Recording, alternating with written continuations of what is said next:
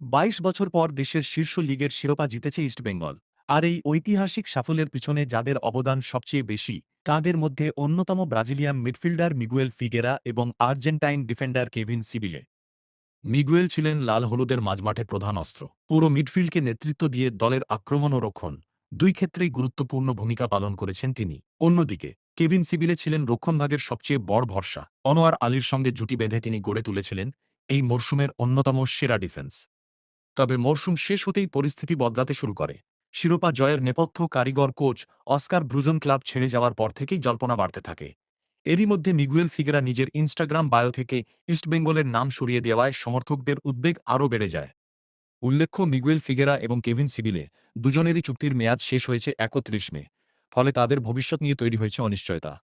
তবে সূত্রের খবর, নতুন মরশুমের আগে এই দুই লাতিন আমেরিকান তারকাকে ধরে রাখতে সর্বশক্তি দিয়ে ঝাঁপিয়েছে ইস্টবেঙ্গল কর্তৃপক্ষ। গোল্ডেন বলজয়ী ব্রাজিলিয়ান মিডফিল্ডার মিগুয়েল ফিগেরা এবং আর্জেন্টাইন ডিফেন্ডার কেভিন সিবিলেকে নতুন চুক্তিতে বেঁধে রাখতে মরিয়া লাল হলুদ শিবির। এখন দেখার, শেষ পর্যন্ত ইস্টবেঙ্গল তাদের দুই তারকাকে ধরে রাখতে পারে কিনা, নাকি নতুন মরশুমে অন্য কোনো ক্লাবের জার্সিতে দেখা যাবে তাদের।